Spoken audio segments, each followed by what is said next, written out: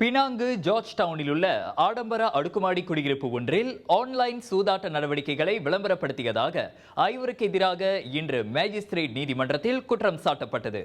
எனினும் 30 வயது எங் செங் பூன், 30 வயது கெவின் லீ காய் வென், 20 வயது உய் கா சுன், 19 வயது லிம் வெய் ஹாங், 30 வயது ரயன் லிம் வெய் என் ஆகிய அந்த ஐவரும் தங்களுக்கு எதிரான குற்றச்சாட்டை மறுத்து விசாரணை கோரினர். இம்மாதம் 14ஆம் தேதி இரவு மணி 11:30 வாக்கில் ஜாலான் புக்கிட் கபீரில் உள்ள தி வியூ ஆடம்பர அடுக்குமாடி குடியிருப்பில் அவர்கள் குற்றத்தை புரிந்ததாக தெரிவிக்கப்பட்டது. குற்றம் நிரூபிக்கப்பட்டால் குறைந்தபட்சம் 5000 ரிங்கேட் அல்லது அதிகபட்சம் 50,000 ரிங்கேட் வரையிலான அபராதமும் 3 ஆண்டுகள் வரையிலான சிறை தண்டனையும் விதிக்கப்படலாம். அவர்கள் அனைவரையும் தலா 6000 ரிங்கேட் உத்தரவாத தொகையிலும் தனிநபர் உத்தரவாதத்தின் பேரிலும் விடுவிக்க நீதிமன்றம் இன்று அனுமதி வழங்கிய வேளை இவ்வழக்கு விசாரணை ஜூன் 24ஆம் தேதி செவிமடுக்கப்படும்.